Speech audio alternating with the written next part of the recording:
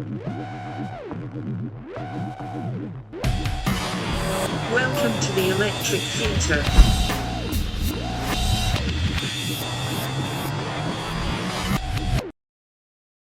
How's it going, man? It's going well. Well, considering the circumstances, I mean, I try not to complain, just do my shit and just stay active, stay positive. Are you in your pad right now? I'm in my apartment, yeah. That's cool. I like your vibe already. I can tell. I can just see some stuff, it just looks pretty cool. Like I try to rock. I'm a little bit different. When I come home from tour or whatever I'm doing, I need to have my house completely white. It's got to be like 2001. I have to be voided out of any saturation. I have to feel like because if I come home to the mindset, then I never leave. And I got 4 kids and blah blah blah, and I got a lot of divisions. But it looks cool there. Hopefully sometime I get to come and hang, whatever. Absolutely. Before we get into too much or whatever, how you been? I've been good, staying busy. Just came back from the holidays, 10 days ago, so it was awesome. Good. Where'd you go? Dominican Republic.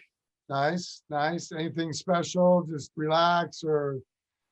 And just coming from this, which is fucking mud and winter, not anymore because we're in the spring officially, but coming from winter into fucking 30 Celsius and sun and breeze, it was just spectacular. I don't need much when I go to holidays.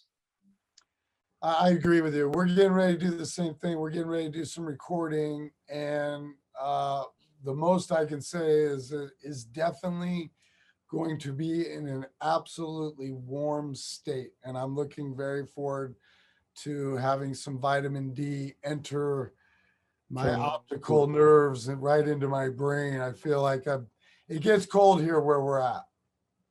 Yeah. Hey, so is it Slipknot recording? Sure. Okay. Yes, of course. Yes, of course. I took the opportunity. I have a different like outlook on what we've all been doing in the world, because one, I've been lucky in terms of people like Corey Taylor wanting to do other bands and tour after Slipknot's done. Number one, I support that because he gets to get all of what he is and feels done as an artist, which makes him happy and it makes me happy. But most importantly, it takes me 3 months to convince myself I'm off the road. Like my wife's like, there's no tour manager here. I don't know what we're doing tonight. I don't know what's for dinner. Quit pacing. You're freaking me out. And I'm like, all right. Then it takes me 3 months after that to like repair my body, because my brain is finally submitted and will chill out. So the body's like, thank you for letting us, now do our thing. So then the body just collapses. And so now I'm about 6 months off the road. Right. Yeah. And then the next year I spend smelling, tasting, looking, analyzing, sleeping, practicing waking up in dreams, all this good stuff. Listen to other music, see who the new hot artist is, feel his temperature, her temperature, feel the vibration of the earth, whatever it's screaming, is space crashing down, who's going to put albums out, what are we all thinking? And then, usually around 2 years, I start getting really bored, and I'm like, it's time for the clowner to get out, and then I'm ready.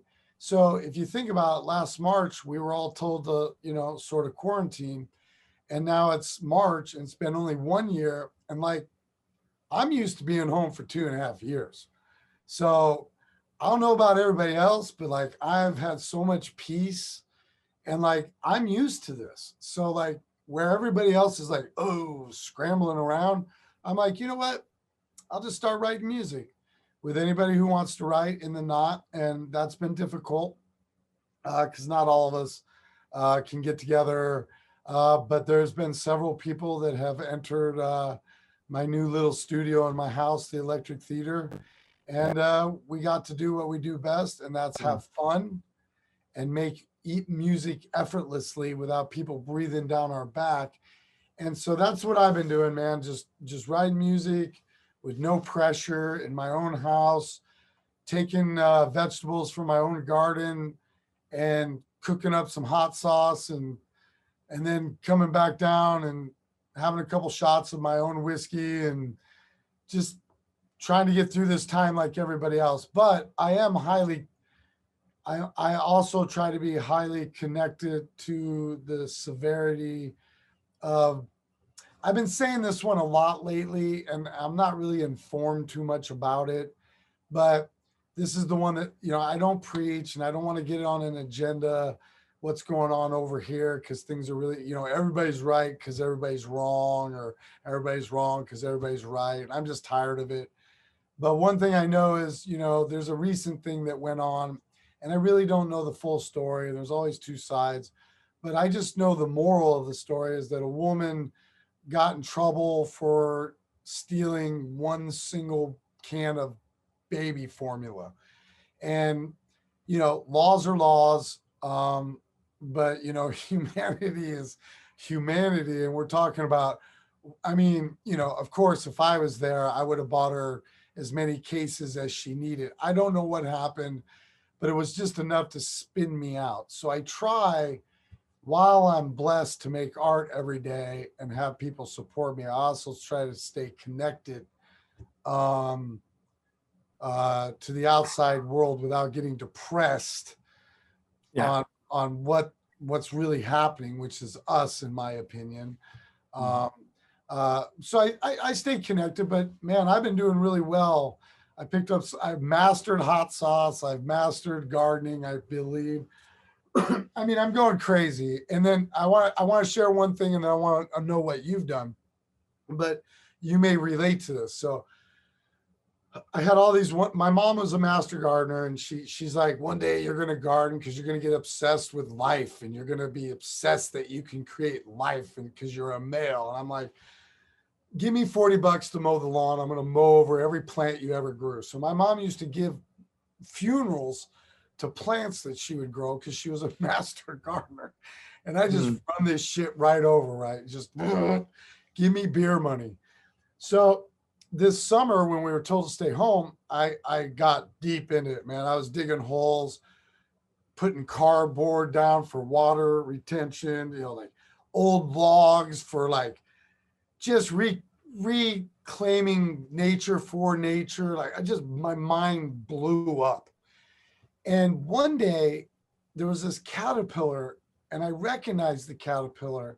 I was like, oh my God, that thing is fucking alien. I'm like, I remember this caterpillar.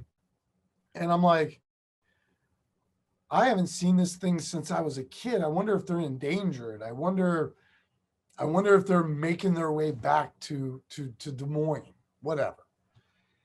And I studied it. I was like, God, what is it? So beautiful. It's alien. Like humans think they got problems. I'm looking at this thing. I mean, you can't be a doctor for this. Think about it. You got to study 60 legs, antennas, eyes. You know, there's no doctors for that. It's way more intense than you and I believe. So I'm calling a friend who's a botanist, and he's a master botanist on what we think it is. You know, he does what he does, but I'm telling him he's very grounded to the earth. You know, he does his plants with his shoes off. So he gardens with his feet in the soil, you know, and he's telling me. So I go, hey, bro, I saw this caterpillar today and it just blew my mind. And I looked it up, and it was a monarch caterpillar. And I remember when I was a kid, there were a lot of monarchs around, and And I started noticing all the monarchs, and my bro just stopped me. He goes, I think they're making a way back, and he just stopped me and he goes, no, man, your eyes are open again. And I was like, oh, it hurt so much because I was like, I've been focused on one thing for so long, my own, sometimes it feels selfish dream, art, and in the middle of that searching, I stopped seeing caterpillars and monarchs. And in the midst of it, I lose one of my own children, so this whole COVID thing has Yeah. it's expanded my mind in art and as a human and where I'm going to go next. And that's just to bring it full circle. Is it Slipknot music? What are you doing? So I've used this whole time in humanity to sort of pull it in and see what I can contribute to what I'm noticing. And what I noticed is that I quit noticing monarch caterpillars. And it made me very sad because I honestly couldn't remember the last time I saw one of these. And it was 7 or 8 years old. And that is what does that mean? If I haven't noticed one of these things for that long, what does that mean to life? So that's what I've been getting into, sort of not behavioral health recovery, but behavioral changing, strict Clockwork Orange. Let's make it happen. I'm better. So what has been your epiphanies before, we will obviously carry on to what's happening in the frequent moment here, but what have you been doing for the year? Gotten into crazy places in your brain that went further than where they already are? Well, in the first place, when we stopped, I was already scheduled to do another tour with release a record with my other band, Me and That Man, and start another tour fucking 3 weeks later. And there was every time it'd be I would book the stuff and my calendar would look nice on paper. But then when you put that in action, I'd be every time I'd be holy shit, why did I book it? Why it's so early? Why no longer pauses and gaps in between? Because there's hardly any, I'm always running and just catching up. And there's never been time to fully just either decompress or what you said before, you get big pauses, big times off. I've never got that really. Every few times a year, I go on a proper holidays, which means no social media, just books, sun, and doing nothing, sleep and eat and exercise. No music, no making music, no touring, nothing. And I do that. And I practice that few times a year. So this time, when my other band was about to release the record, I was holy shit already. And then COVID came. And what COVID did was I was pretty much the only guy hoping, I really hope the tour is not happen. The tour will not happen, that we can cancel or postpone it. But I didn't really show that to anyone because I knew how much the other musicians wanted to tour. And it's important, of course, because if there's no touring, how are you gonna back the record up, right? How are you gonna promote it? It's stupid, to really, you can release music and not tour, of course, but not us. And so I was happy. Here I was happy. And then weeks and it would turn into months. And I was you know what? I don't remember when was the last time I had not weeks, but it turned into months with no deadline, nothing, no shows, everything would just start being canceled. And I was one of the very few people that wouldn't panic because I organized my life the way that if there is no work, in a year down the road, I still can make my living, okay? So it's not just the music, it's other businesses. So I'm pretty secure. That's how I, manage my life throughout the years, So it's not, I don't depend just on music, just on touring, just on merchandise. No, like the chair has 4 legs, so my chair has fucking, I don't know, 7 legs. And, it just makes my life more comfortable, like mentally. I'm safe. So the touring is not happening, cool. No albums, nothing, cool. I still can manage. But what I enjoyed the most was like, it'd be months and months after months, and I would just start making new music with both bands, and there'd be no deadline, nothing. And it felt extremely liberating. It felt like in the early days when, like in 90s, how I would work on the record. I would just work on the record as long as it needed. Like last, let's say 15 years, it's been from record to record, and in between with all the touring cycle. So the touring cycle was done, and then like, so what are we gonna do? Let's fucking make a record. Okay, let's do the record. So it was totally unprecedented. It never happened before.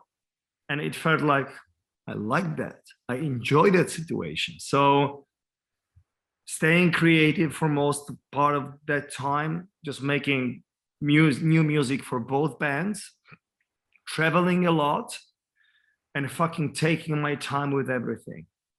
Waking up when I need to wake up. Meditating, doing yoga, exercising, and not finally not rushing. I love the fact that I'm not rushing. And by the fact, like, my life, pretty much like yours, is just being a gypsy, right? It's a very nomadic type of life, when you're always in a terminal, always flying somewhere, always doing something. So it really felt very soothing. Soothing or soothing? Soothing, that it's just, okay, there's no plan, no adventure, no tour, no promo tour, nothing in a picture in upcoming months. And in my adult life, it's never been like that before. So finally something new in this life that I already know so well. You know what I mean?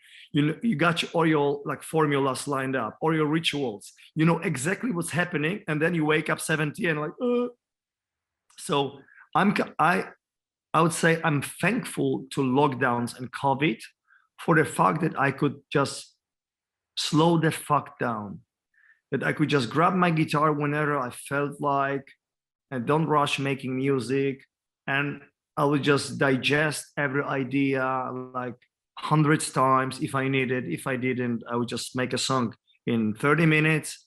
The other songs would take fucking a year, and no one would be there, come up with the record. No. So for that, I'm super thankful to COVID and lockdown. Of course, it's been what, year now, like full year or like longer. And it's getting to my head now. Okay. I'm like, as much as I enjoy this domestic life and I love my daily routines, and I, hang out with my girlfriend, we go to holidays. We actually went to holidays like a couple of times within a year, more than usual, which is also amazing. Like, this is the most often that I would just make holidays and just fucking travel to Zanzibar, Dominicana, Portugal, Greece twice. It was awesome. But then we're coming to this point when I'm like, all right, fucking hell. I mean, it doesn't really look like we're touring this year. And honestly, and I brought that up lately on one of my posts on Instagram, and I'm being not pessimistic, I'm being very realistic. And I don't think we ever are coming back to the touring or whatever normality that we knew from before COVID. It's never, ever coming back to the same standards. It's gonna be new standards for most of the things that we did. What do you think? Well, I definitely don't think it's going to be the same, because every day is different anyway. Um, it's a weird thing in my brain because I'm like, they don't warn us about car wrecks. Car accidents kill more people than COVID. True. And the government doesn't tell you to stay out of your car. You just go right ahead and get on the highway and let that semi slam right into you. So, is it a bad thing it's going to be different? I don't think so, because I think overall in humanity, in this plague called the human condition, we need to be healthier. See, I mean, I've always been on stage looking out at 100 men with their shirts off, just smacking off each other, sweat, blood. I've had infants held for baptism by Corey in the middle of a pit where it's like, okay, cool, you proved your point. Now get the kid out of here, right? I mean, we've seen it where sweat and blood, and unfortunately, we've had several people die at our show, never while we were playing. Usually, if I'm not, I don't know the facts. I just know it happens. Usually, these people are pretty intoxicated or something. I don't know.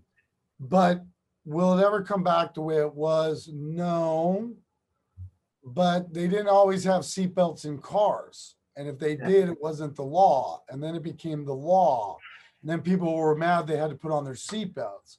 So it's really how you look at it. For me, I get really mad at people that don't want to wear a mask because they think it's an invasion of like their rights. How about maybe your breath stinks and I'm just going to wear one anyway? I mean, it's not at this point, none of us even really know if the earth is alive anymore. It could have been dead a year ago. Yeah. How would you and I know? Are we really on the priority list to be called and say life is over as we know it? So I don't mind change. I go with change. Same here. Do I want it to disrupt what we love and what I love? I can't speak for you, but I talk about this. What I love and why I do what I do is that, like my therapist says, I only tell the truth when I'm wearing my mask. So that says a lot, right? So I need to be up there and I need to perform, and I need to make eye contact with only one person, only one who I've made myself feel, which is chemical, that maybe they're going through the same thing. And then together, whether I'm tired or I'm jet lagged, this one person, I can see that pain, which is love and fear. And I have it too. And we work it out. So I'm going to miss if they take that away. But I'm okay with change. If the temperature is going to be taken when you walk in, that's cool. Who wants to get anybody sick? I don't want to be in a band that allows everybody to come in and then everybody's sick. Who wants that responsibility? I don't. I want my kids to be healthy. But the truth is, there's still kids coming to shows before this happened with pneumonia, spiral meningitis, just got out with the flu or influenza. They're coming to the show, not telling anyone. This has been going on for decades. So I think for me, I just feel like I'm happy that life wants to be proactive in cleaning shit up.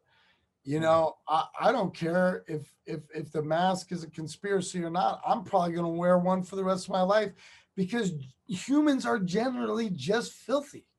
And I love it. And maybe I don't want you to see what I look like anyway. I love it.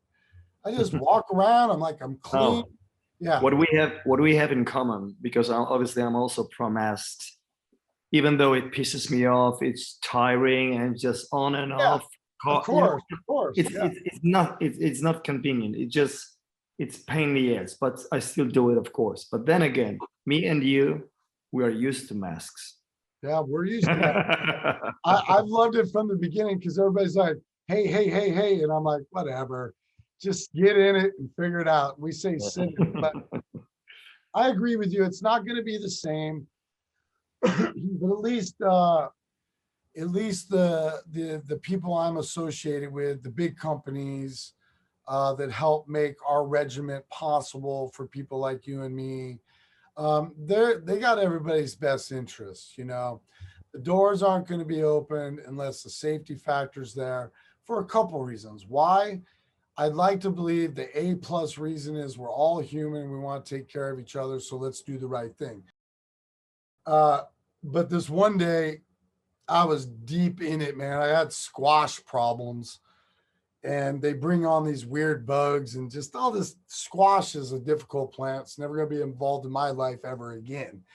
So I'm down in it. My hair is just like out here. And I hear the engineer that's working with me, he's coming out to get lunch or something. And I'm hunched down in all these plants. And he's like, "Clown." And I just get up and he is just like, "Who the hell are you?" And I'm like, I've let go of all control. I don't care what my body looks like anymore.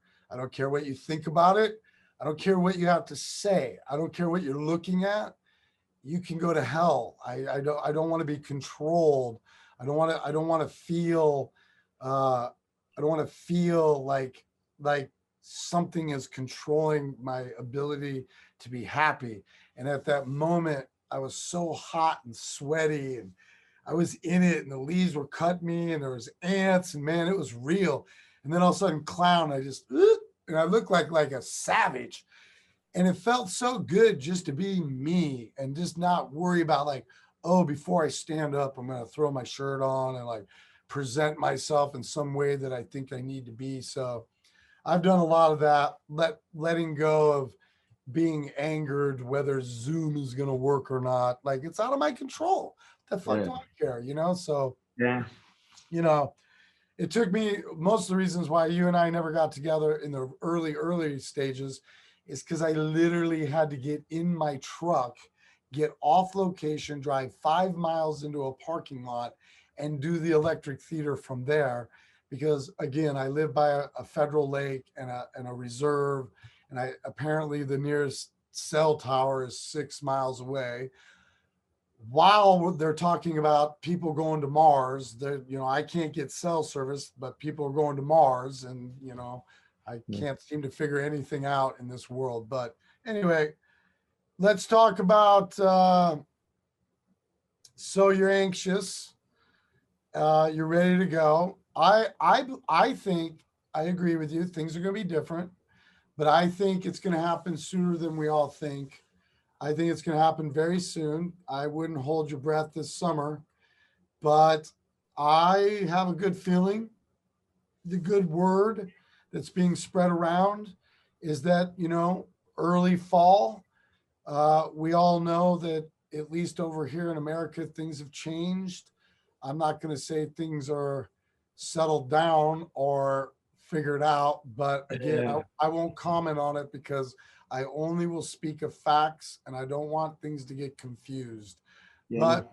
But the vaccines are out and I got my first shot already. Did you? Yeah, I got my first. How do you feel? When I get that question asked, I always say better than before. Well, like man, all I can say is we'll see, my friend. We'll see. So I got chipped and I'm happy about that. I like to talk about it as well, like publicly, because obviously there's like a part of society that's just denying the the value of it, and that it's just useless, and there's a lot of like stupid theories behind it. I'm like, I'm not even going there. All I'm saying is like the sooner we all do it, the better it is for all of us. And I mean, some kind of normality to be back.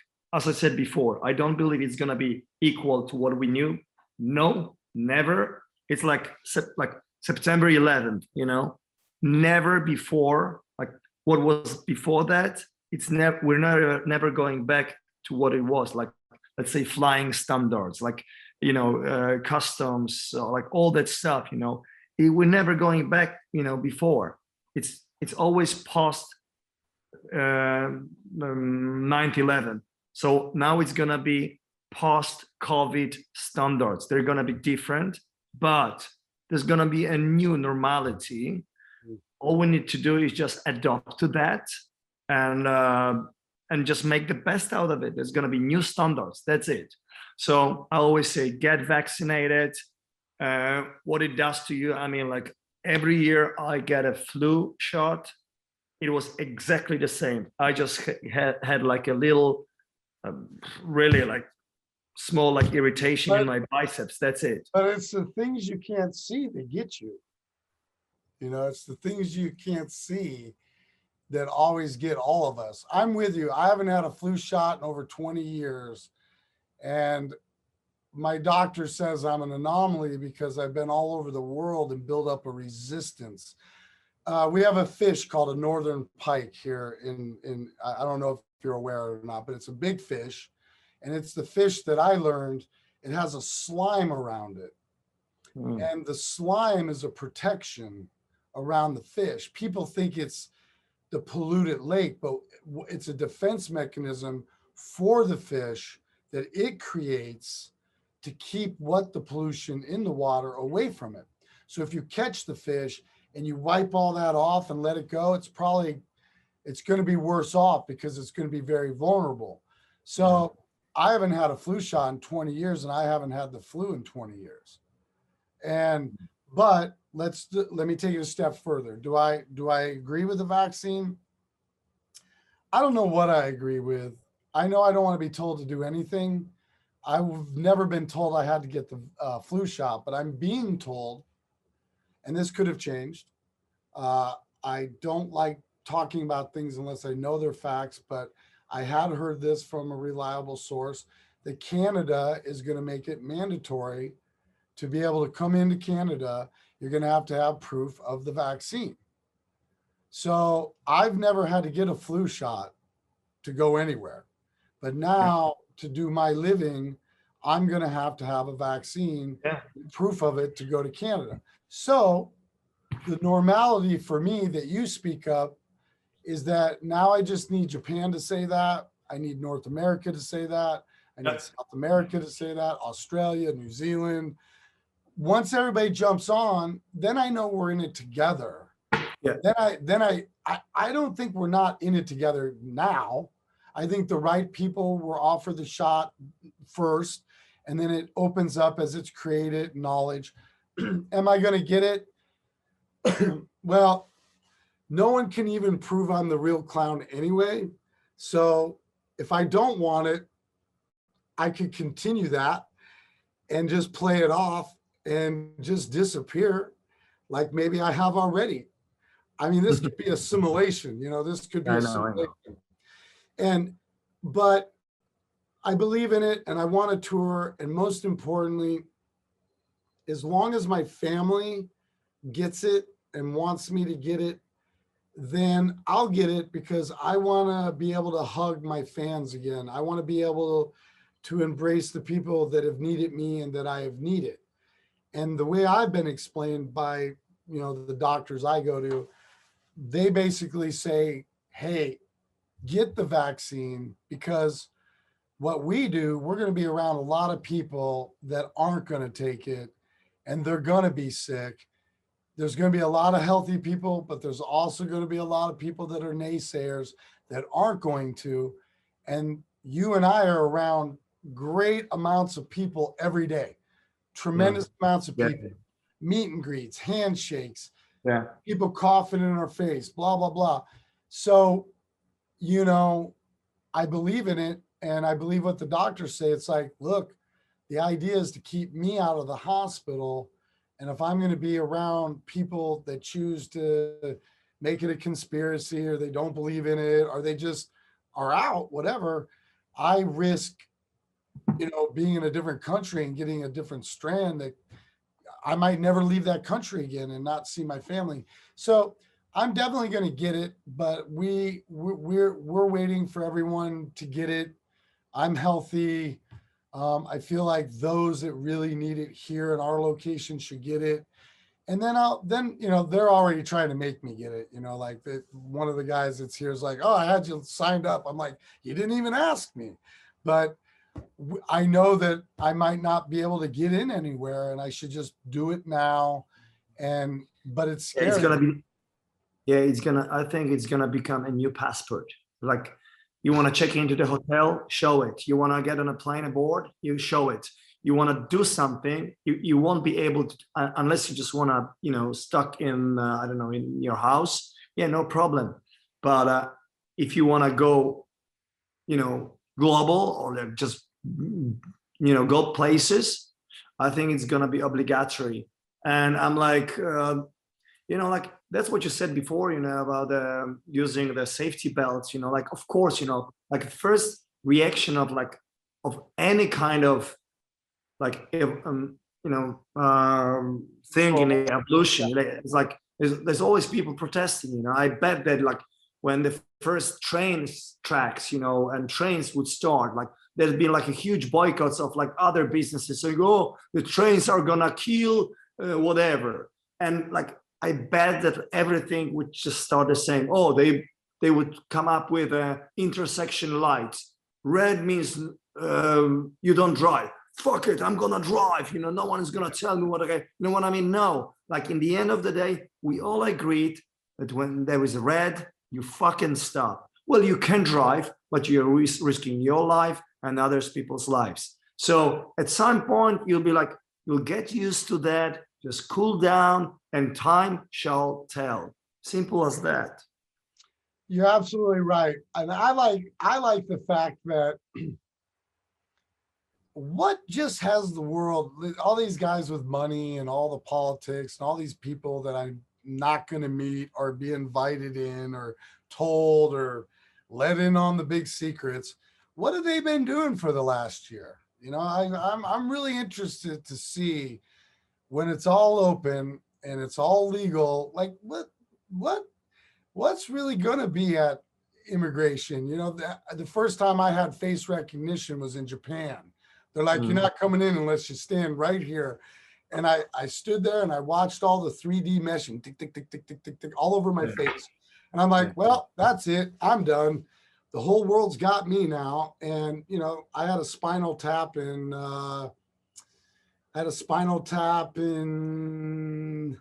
2001 or something. And when they took that liquid out and it was in the syringe and they were showing it to me, it was see-through. And I looked at the doctor and I said, you got everything. And he's like, we got all we need. And I was like, I'm like, where does it go? Why do you get it? Do I get it? And they're like, we got it. I'm like, so you could recreate me. You could be me. You could frame me. You could, what the hell? He's like, we know who you are. We've known everything you've done. We basically know what's up. So I'm interested to see what all the people with the money who can move when the airport's not working, what kind of changes can you make to the airport? When the restaurant is not open because it is not abiding by COVID, well, you got to spend money to get up to date. So what has the lovely people of the world in power been doing for the last 365 days while we've been told to be in our house? I can't wait to venture out and catch these things that have been implemented, because I guarantee you no one sleeps on a year of humans being locked away and not react on it. There's no way things have not been put. I mean, I can remember the first 4 months not even hearing an airplane in the sky. And I remember being out in my garden and I heard this noise and my bro's like, what's your problem? I go, what is that? What is that? He goes, it's an airplane. I go, oh, I haven't heard one in like 4 months out here. Like, it is an airplane. And I thought, how weird is that? That I never used to hear airplanes, but then I picked up on that they're not around anymore. And then I picked up on they're back. So I promise you, when we go back, potentially a more frightening world of control. Like, I'm not going to be escorted out by an AI robot because I owe parking tickets. I mean, I don't want all of that. So, but when we get back out, yes, it's going to be different. not unlike a breathalyzer. It's going to be temperature, proof of vaccine, maybe even up to the day. Maybe you have to get it that day. I don't know. Temperatures throughout the show after the first band's done. You got to go to a temperature. If not, you got to go to this room. But what I do know is that money will solve all that. Money will open up another room. Money will bring in.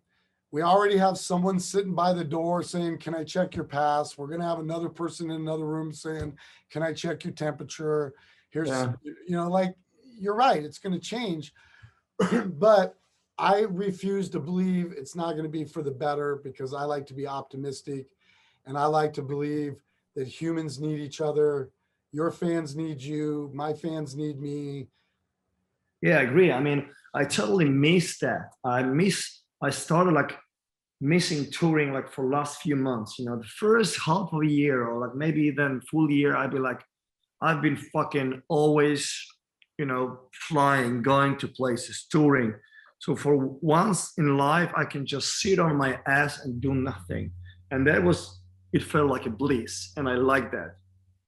I'm getting now to be getting more and more impatient. And I'm like, holy shit, I mean, without that interaction, what was the sense of my art? I'm like, no, I need people. I need that collaboration. I need like sharing these energies, otherwise it's like, that's why I'm just thinking of other bands that I see around, like fucking Testament released the record last year. Gojira has just released the record. And I'm like, yeah, but I'm talking to Mario, the drummer, like, yeah, but there's no touring. I mean, what's the sense? But yeah. Let's take it let's bring it out of our reality. Think about all the young women who didn't get to do their proms. Think about in the early days, we were hearing about people dying of COVID and weren't allowed to have funerals. You couldn't go be with the corpse. They were buried. There were no funerals. Weddings. Imagine people having babies while beds are loaded with COVID patients and women are having babies. So you're right. But what I figured out is that what I'm trying to talk about, and if I can spread anything to anybody, this is just my opinion. I just feel like the impatience that you're talking about, we all have it, right? Every one of us has it right now. But what's good about it is I think the impatience is really anticipation. So what you and I have had to do is we've had to sit here and think about the way it was. Pardon me. When I talk too much, I do that. So I better take a drink. Hold on. It's my brain's way of saying slow down. So I will. I'm getting excited. The anticipation of getting back out has helped us look at where we were and where we are. But I think the most important question is what we all choose to be after this.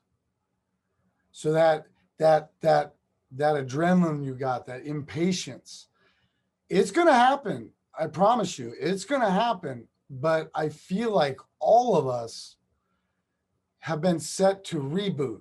We've all been set to default. We've all had time to think about the elephants that were set free because there was no more tourism. So dozens and dozens and dozens and dozens and dozens and dozens of elephants were released back to their natural habitat because there was no one there to ride them. These are all things we've learned while staying in place.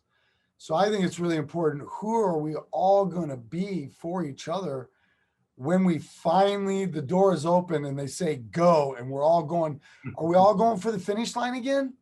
Are we all trying to get to the finish line again? Are we going to help each other to the finish line? I mean, like I said, I've been blessed because I've had time off. I mean, COVID has been no big deal because I just am blessed and can work and have good people around me that are healthy and want to abide, and we're making art and we're checking into the world, and I'm doing this for my fans because I miss them and it helps them. I get a lot of replies saying, hey, you guys aren't on tour, so at least I got this. So I'm just trying to do what I can, but I really think it's going to be amazing when your band and you and your other band, or myself or Corey Taylor and his solo thing, or somebody doing a guitar clinic or whatever it is. I think, for instance, we're going to be getting together very soon to record some music. I mean, I haven't seen these cats in a year, but like I told you, I haven't seen some of these dudes for 2.5 years before. I've been in between Stone Sour cycles for at least 3 albums. That's like 8 years or 8.5 years, something like that, that I've taken off to further my art to the next thing. So how many ever days it's been, I just know that if I'm going to an airport, man, shit better be different. Otherwise, I'm never going to an airport again. Because before this all happened, everyone was rude. The air sucked. There were crumbs on the seat. People were getting up. No one cared. You get the drunk dialer. The guy's been drinking in TJI Fridays or wherever in the airport. He's blasted. He gets in. You and I are tired. My seat goes back. I need to sleep because I got an 8-hour flight. I haven't been to sleep in 3 days, and I got the drunk dialer, just, hey, what's up? I just, blah, blah, blah, just over and over. Like it was really bad before COVID, man. People were freaking out before. So I'm very interested to see if anything has actually been done, if anybody's actually learned. And, if we're going to fix COVID, let's fix malaria. Let's fix Alzheimer's. Let's fix cancer. Let's fix it all. But I'm interested what this year has done to your brain in creating. And I already know because you said you're taking more time to create. So that interests me. So the next thing I'm going to get from you, I can apply that paintbrush and say, oh, he had more time. Does that mean it's better or worse than what you did before or after? It doesn't mean anything. It just means there's a new thing going on in you. Yeah. So I think it's a special time in life for everyone. Yeah. But I just like that it's different, and I like a different approach. And actually, I'm excited about a new approach, and you can just redefine yourself. You can do something from a different perspective. And that's what this situation gives me. And that is amazing because I know that like on a regular routine, I'll be doing the same and I'll be rushing my ass. But then again, it doesn't necessarily, I mean, sometimes you can just overdo by taking too much time. Sometimes it's better to do like a spontaneous boom, boom, boom, decision, done. That was the best. Sometimes it's the worst. It's hard to say. But for a change, I love the fact that I'm taking my time to process everything fucking billions of times and just eventually come back with the best solution, at least, what I think at this very moment. But anyways, like working in a studio now is like, I like having since I'm doing vocals and I can really just wear my voice out easily because it's really very guttural and throaty vocals and stuff. I can easily kill it. So back in the days, when the budgets were small and the time we're running out of time in the studio, you had to be boom, boom, boom, oh no, done. And here, for years now, and now even more because of that situation, I'm okay, I'll be doing a vocal sessions once a week just to have another whole week just to this vocal cords to fully recover. We're doing guitar leads, for months now. And I'm okay, remember that lead that we did a month ago? I slept with that and I think the whole song, maybe needs a different notes there. So let's change that.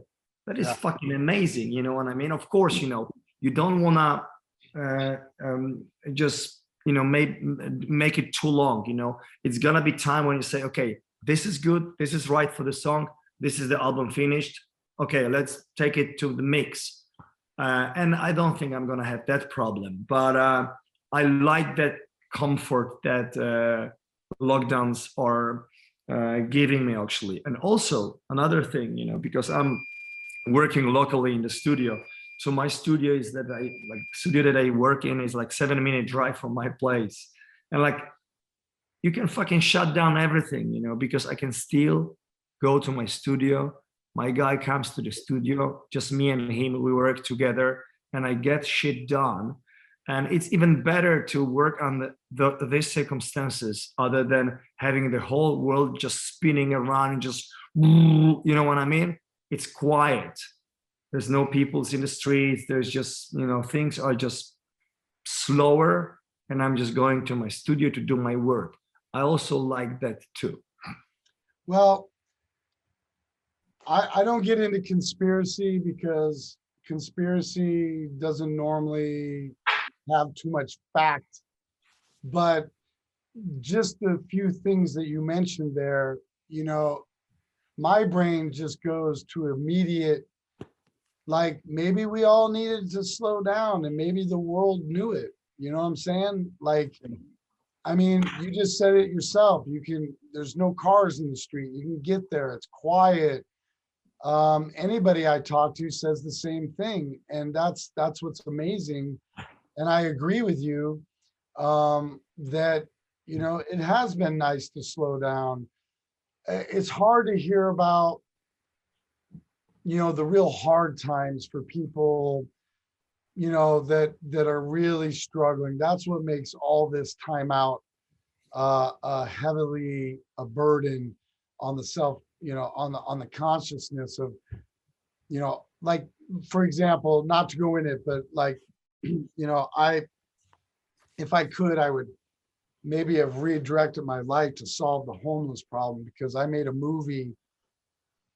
Every morning I had to get up in East LA and drive, you know, on the freeway through Skid Row to get to my movie set, and then leave my movie set and go back through Skid Row. And man, tears in and tears out, regardless of the situation, whether it's mental attributes, whether it's drug abuse, whether it's hard times, whether it's a choice. I don't know. I just know it's unacceptable that humans look the other way. And so COVID's been difficult on that sort of things. You know, I feel like,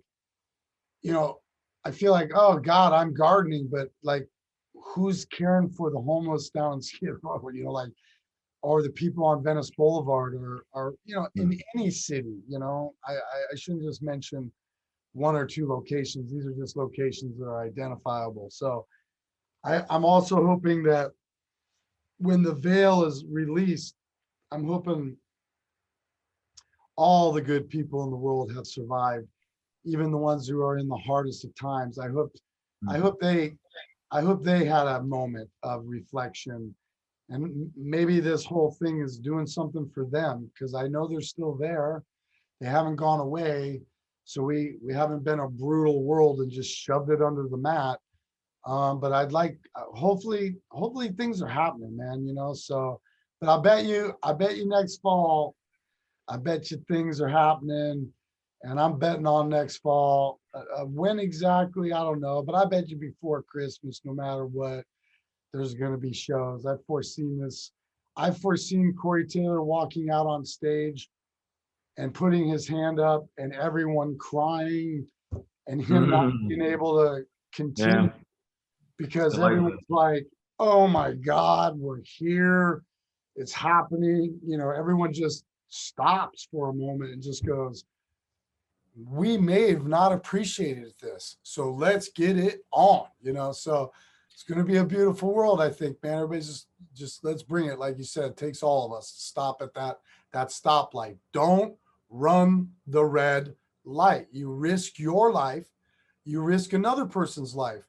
We've all abided. We've all learned. Red means stop. If you choose to go through, it may be your ass or somebody else's. So that was a good thing to say today, to make a lot of sense in a simple way of looking at it. So, hey, I'm sure you're pretty busy. I just want to catch up with you. I know there's a lot going on with you.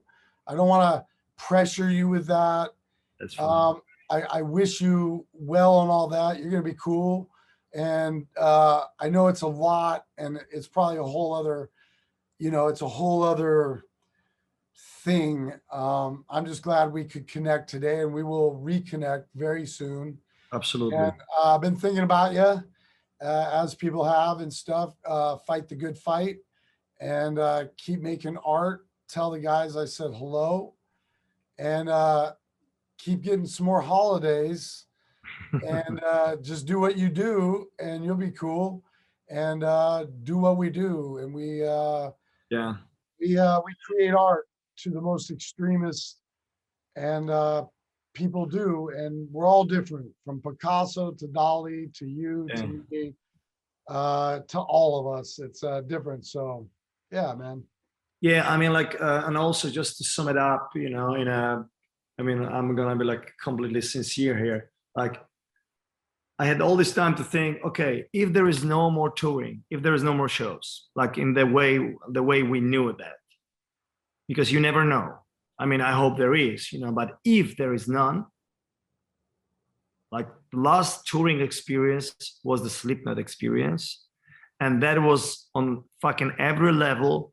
That was the peak of our career, and for that we are like eternally thankful. It was beautiful. It was massive. That had a killer impact.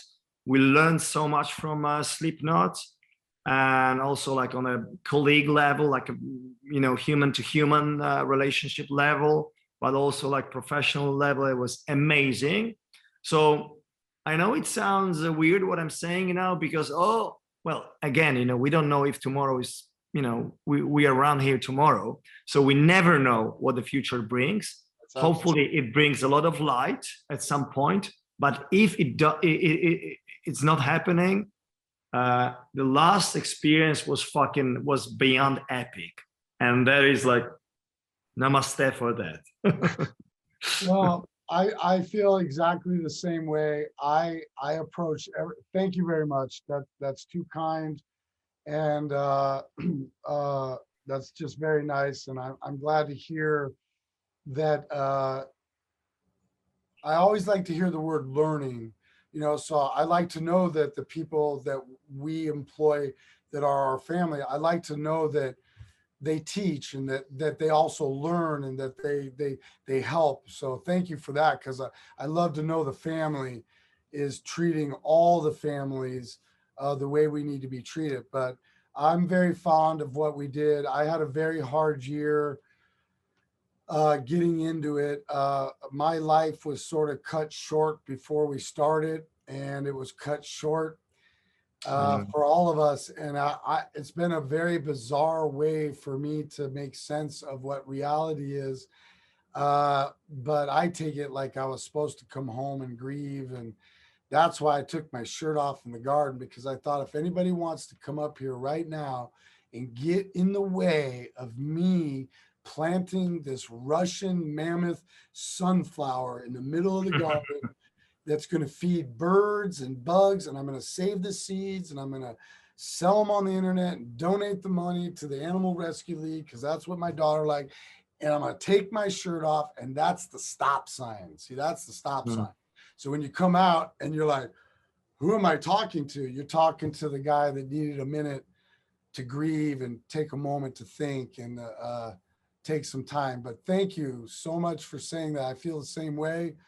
If it never happens, I am internally grateful for all I've ever received, not only from all the great bands that have played with us or that we've played with in any sort of order, but more importantly, all those lovely human beings that depend on us for a moment away from their issues, whether it be gender, race, ethnic, bullying, body image, substance abuse, divorce, simply being awkward, fucking awkward. I was so awkward in high school that's why I turned out how I am, because I'm like a turtle, man. I just pulled into it and just created that shit in the shell.